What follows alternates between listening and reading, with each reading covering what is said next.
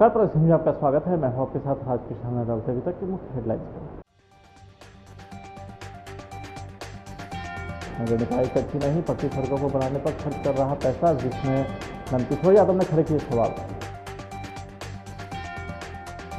महाशिवरात्रि की छुट्टी पर फैसला कार्य मंत्रणा की बैठक के बाद लिया जाएगा, विधानसभा अध्यक्ष DH सिन्हा ने कही है बात। घर से सप्लाई करने वाले बड़े सिंडिकेट का खुलासा, 80 लाख के ब्राउन शुगर समेत पकड़े गए तस्कर।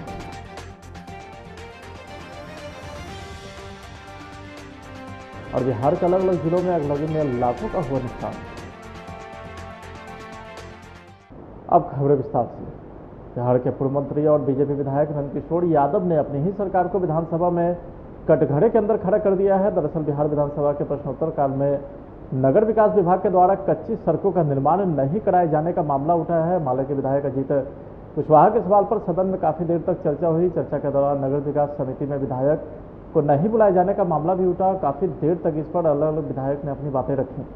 नीतीश सरकार को कटघरे में खड़ा करते हुए नंदकिशोर यादव ने कहा कि नगर विकास विभाग में पैसा खर्च करने के लिए एक अजीबोगरीब खेल खेला जा रहा। बनी हुई सड़कों का फिर से निर्माण कार्य कराया जा रहा है और कच्ची सड़कों के निर्माण कार्य पर पैसे नहीं खर्च किए जा रहे हैं। महोदय, प्रश्न से भटक रहे थे हम लोग, कहां से कहां चले गए। महोदय, प्रश्न बड़ा साफ है। इसमें लिखा है 900 मीटर सड़क कच्ची रहने के कारण। महोदय, आप जानते हैं सरकार का निर्णय है कि हम पूरे बिहार में सभी गली नली जो कच्ची है उसको बनाने का काम करेंगे और नगर विकास विभाग जो स्थानीय निकाय है उसको इसके लिए फंड देती है महोदय। और सरकार की प्राथमिकता है कच्ची नली गली बनाना।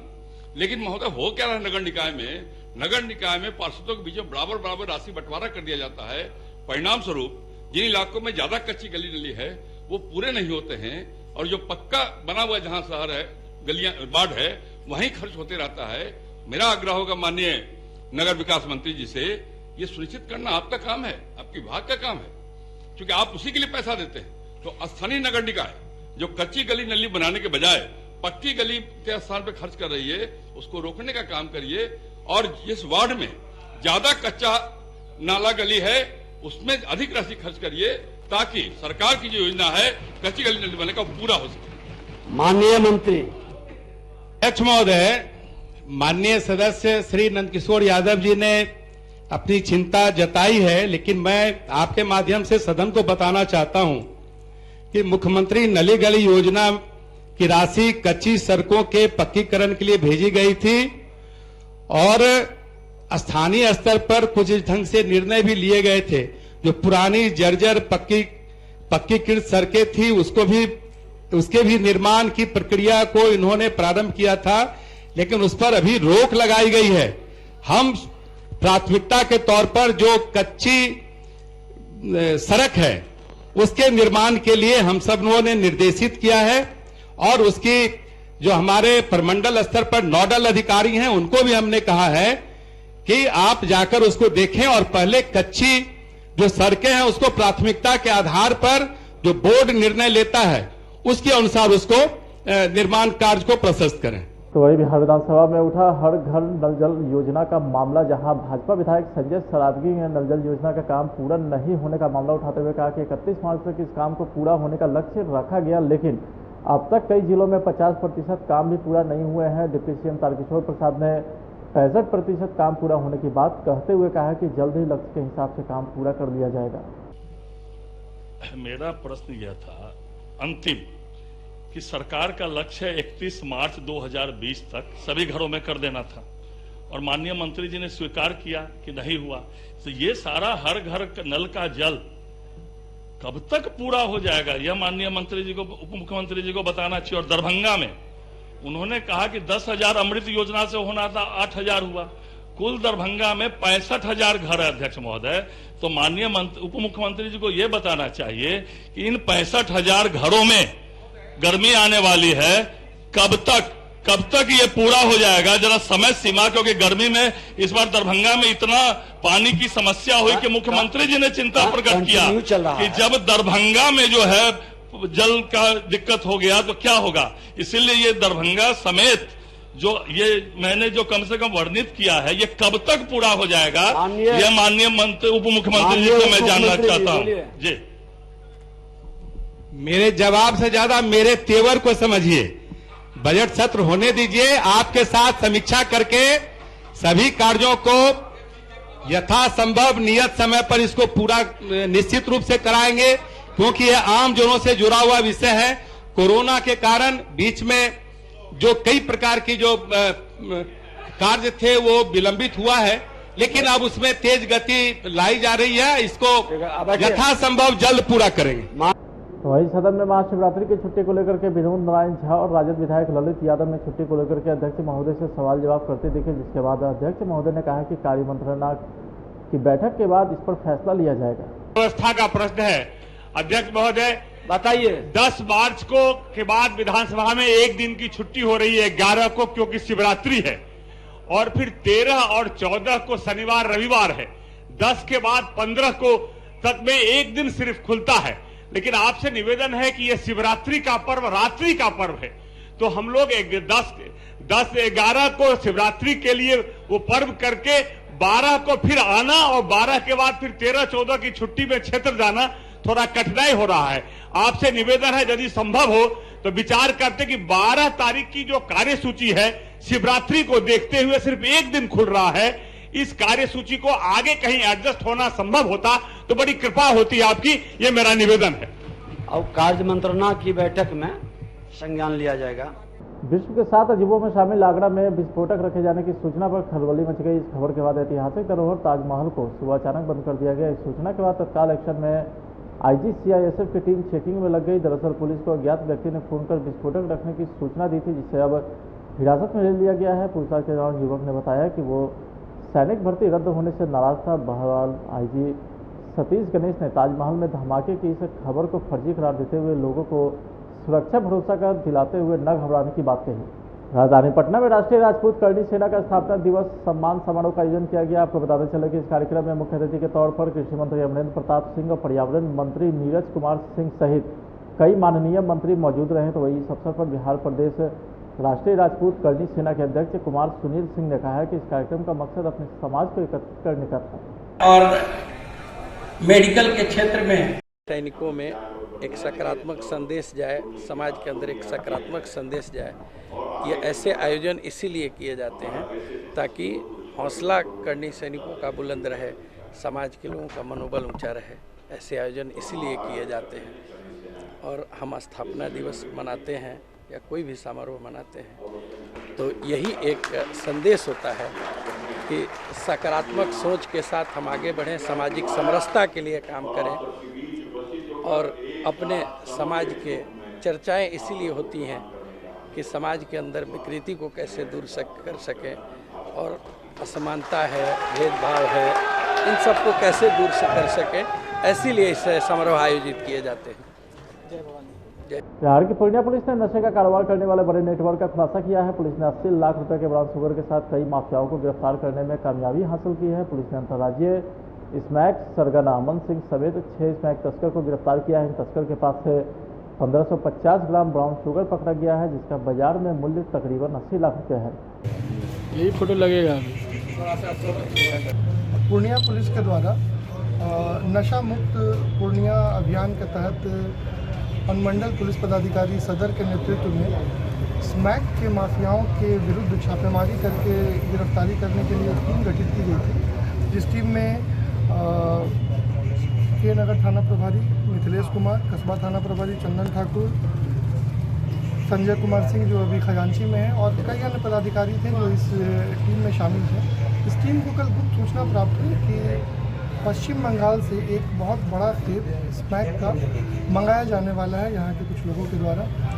कल सुबह 3 बजे से ही हमारी टीम इसके पीछे लगी हुई थी और लगातार इनके मूवमेंट पर नज़र रखते हुए इसे ट्रैप करके कल लगभग 7:30 बजे के आसपास हम लोगों के द्वारा एक गाड़ी को डिटेन किया गया, उसको चेक किया गया और उसमें से 5 व्यक्तियों को गिरफ्तार किया गया और लगभग 1550 ग्राम स्मैक की बरामदगी हुई, जिसकी बाज़ार में अनुमानित मूल्य जो ब्लैक मार्केट में लगभग 80 लाख रुपए के आसपास बताई जा रही है। इस पूरे कांड में 2 वाहन को जब्त किया गया है और कुल गिरफ्तारी 6 है, जिसपे जो मुख्य सरगना है पूर्णिया जिले का, जिसके द्वारा बंगाल के माफिया से संपर्क करके माल को थोक भाव में मंगा के यहाँ के रिटेल जो छोटे ब्लैक मार्केटिंग में पुड़िया बना के बेचा जाता था, उसकी भी गिरफ्तारी हुई है। इसका नाम अमन कुमार है। पूरा डिटेल आप लोग को इस पर उपलब्ध करा दिया जाएगा। ये कहाँ के रहने वाले हैं? कौन?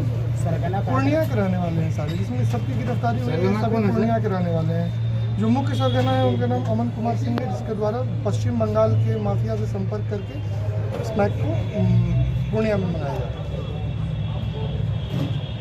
बाकी पहले भी बरमनखी में भी और कई जगह पकड़ाया है स्नैक का। जैसा हमने पहले कहा था कि नशा मुक्त पूर्णिया अभियान के तहत हर प्रकार के नशा जो समाज के लिए दुष्प्रभाव रखते हैं, उसके विरुद्ध में पुलिस की कार्रवाई जारी है और आगे भी लगातार जारी रहेगी। इस क्रम में आपने देखा होगा कि पिछले कई दिनों से अवैध विदेशी शराब, गांजा और विभिन्न थाना क्षेत्रों में 10 ग्राम, 12 ग्राम, 20 ग्राम इस मात्रा में स्मैक की बरामदगी होती रही है। लोग गिरफ्तार होकर जेल जाते रहे हैं, लेकिन ये बरामदगी कई मायनों में खास है क्योंकि ये लगभग 1550 ग्राम, 1 किलो 550 ग्राम स्मैक है और ये एक बड़ी उपलब्धि है पूर्णिया जिले के लिए। इसके लिए विशेष रूप से बधाई के पात्र हमारे अनुमंडल पुलिस पदाधिकारी है, जिन्होंने लगातार 12 घंटे ऑपरेशन करके इसको फाइनल आउटकम तक पहुंचाया। सही बंगाल की कहाँ से आ रहा था? इसके बारे में हम लोग को डिटेल प्राप्त हुआ है, उस पर हम लोग अभी और डेवलप कर रहे हैं। आपको आगे भी इसके बारे में हम जानकारी उपलब्ध करेंगे। गिरफ्तारियों की संभावना है? बंगाल में जिसके पास से माल आता था उसकी जानकारी हम लोग को प्राप्त हो गई है। हम लोग उसके ऊपर भी काम कर रहे हैं। आप लोग को बहुत जल्दी उसके संबंध में भी जानकारी उपलब्ध। इसमें कोई महिला के भी होने का नहीं, अभी हमारे पास जो गिरफ्तारी है, ये गिरफ्तारी केवल 6 लोगों की है। इनके पास से उपलब्ध मोबाइल और जो साक्ष्य हैं उसके आधार पर हम लोग अभी कार्रवाई आगे कर ही रहे हैं। हो सके इसमें कुछ और गिरफ्तारियाँ होंगी। रोहतास जिले के शिवसागर थाना अंतर्गत कुम्हाऊ गांव में पुआल के बोझा में आग लग गया, जिससे हजारों रुपए का पुआल जलकर राख हो गया। बताया जाता है कि किसानों ने अपने पुआल को चारकोटी बनाने के लिए रखा था, लेकिन रेलवे के ओवरब्रिज निर्माण में लगे मैकेनिक के द्वारा की जा रही फायर बिल्डिंग से निकलने वाली चिंगारी से संभवतः पुआल में आग लगने की संभावना है, जिससे किसानों के हजारों का नुकसान हो गया। इस आगलगी में नंदजीत तिवारी और कपिल राम का पुआल पूरी तरीके से जलकर राख हो गया। आनंद जी तिवारी। अच्छा, और कपिल हरिजन। गांव कुमाऊ। आग कैसे लगा था? कोई कारण? बिल्डिंग हो रहा था वहाँ पे। अच्छा, उसी से आग लगा? वो लोग क्या बोले फिर? कुछ नहीं बोल रहे हैं? वेल्डिंग करने वाले कुछ नहीं बोल रहे हैं? बोले हैं। अच्छा, ये फायर ब्रिगेड को किसने बुलाया? क्या? फायर ब्रिगेड को किसने बुलाया? यहाँ जो काम करवा रहे हैं लोग वही बुलाए हैं। वहीं रोहतास के दिनारा में एक अनियंत्रित बाइक की चपेट में आने से साइकिल सवार 80 साल के बुजुर्ग सत्यनारायण पांडे की मौत हो गई। घटना के बारे में बताया जाता है कि मृतक सत्यनारायण अकोड़ा गांव के निवासी थे और वे अपने साइकिल से दिनारा बाजार की तरफ जा रहे थे। इसी दौरान बाइक की चपेट में आने से वो सड़क पर गिर पड़े। इस दौरान बाइक भी दुर्घटनाग्रस्त हो गई। मौके पर ही सत्यनारायण पांडे की मौत हो गई। कुछ मोटरसाइकिल और साइकिल से ये बाबा साइकिल से थे जिनका दुर्घटना हुआ है? साइकिल से थे। मोटरसाइकिल वाला मार के भाग गया? नहीं, वो भी है। वो कहाँ? दवाई कराने के लिए। ओ, 2 आदमी थे ये बाबा? अकेले थे। तो वो अपना दवाई कराने गए हैं? कहाँ पर? थाने लेकर गया दिनारे।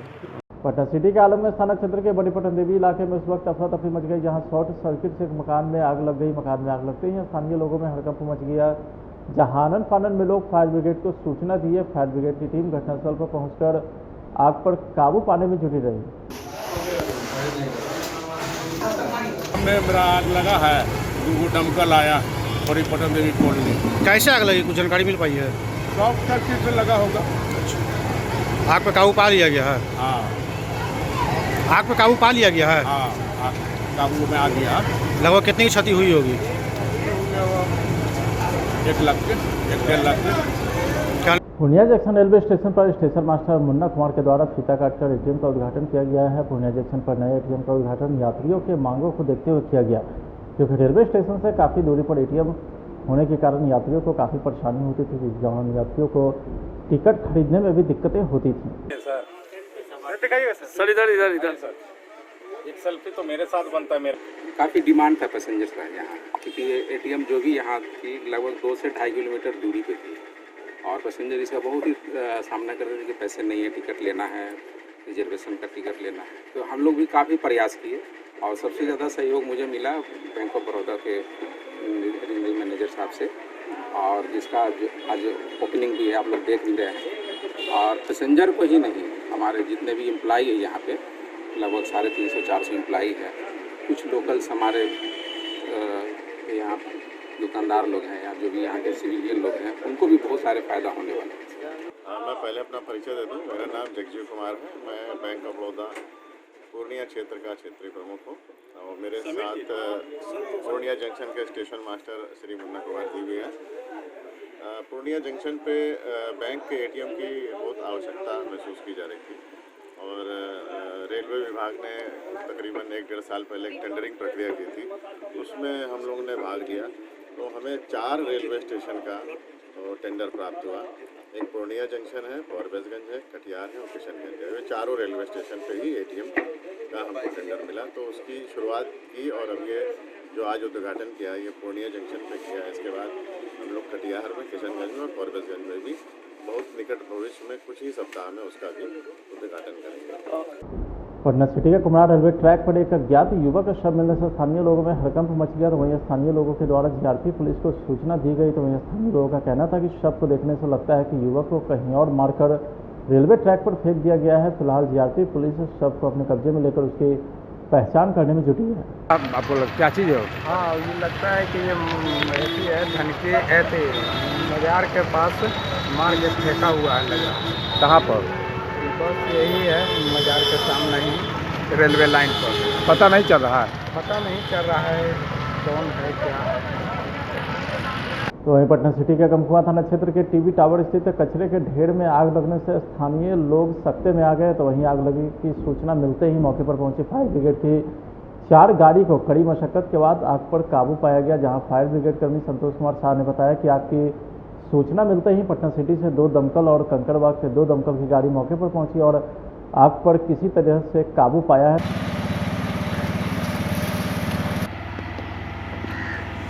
कचरा में आग लगी हुई थी जो स्थानीय लोग? हाँ, स्थानीय लोग को सूचना मिला कि यहाँ आग लगी हुई है, तो हम लोग आए ना। यहाँ से 4 गाड़ी आई हुई, इसमें 2 सिटी से और 2 कंकड़बाग। जदयू के राष्ट्रीय अध्यक्ष आरसीपी सिंह मधुबनी से लौटने के दौरान मुजफ्फरपुर के गायघाट में अपने कार्यकर्ताओं से मिले। मैथिल टोल प्लाजा के समीप कार्यकर्ताओं से मुलाकात कर कई विषय पर चर्चा की। तो वहीं इस कार्यक्रम की अध्यक्षता वीना यादव और मिथिलेश यादव ने की है। हालांकि आरसीपी सिंह अपने कार्यकर्ताओं को समय नहीं दे पाए, तो वहीं पत्रकारों के सवाल पर छुपते छुपाते भी नजर आए। मुजफ्फरपुर के सकरा में एक मिनी शराब फैक्ट्री का पुलिस ने उद्घाटन करते हुए 5 तस्कर को गिरफ्तार किया है। सकरा पुलिस को बड़ी कामयाबी उस समय मिली जब पुलिस ने एक मिनी शराब फैक्ट्री का उद्भेदन किया, साथ ही 5 तस्कर को गिरफ्तार किया है। जानकारी के अनुसार जहरीली शराब का मामला प्रकाश में आते ही अब पुलिस विभाग हरकत में आते दिख रहा है।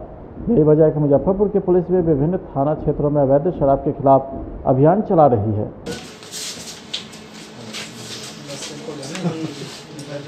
सकरा थानाध्यक्ष को सूचना मिली कि सकरा थाना अंतर्गत कोयरगम्मा गांव में कुछ लोग अवैध रूप से शराब निर्माण का कार्य कर रहे हैं, स्पिरिट से शराब बनाने का काम वो कर रहे हैं।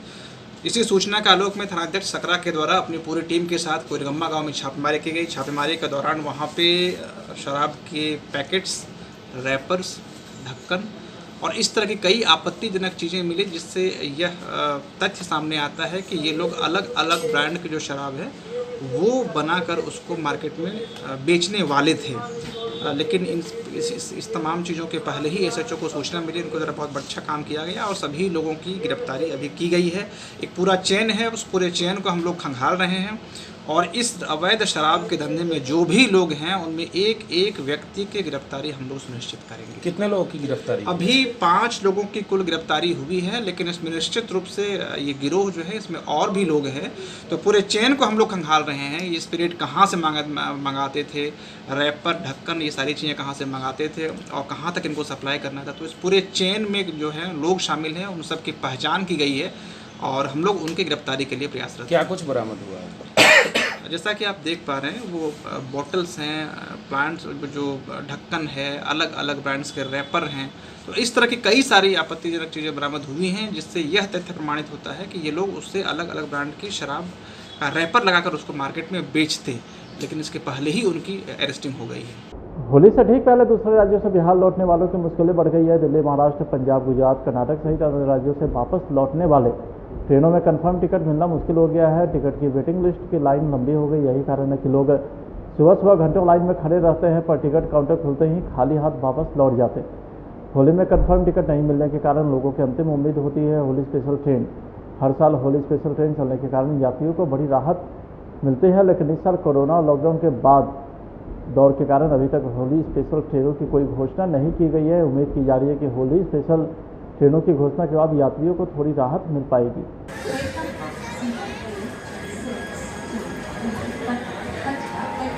फिलहाल आज की खबरें बताइए, आप देख रहे प्लस न्यूज़। नमस्कार।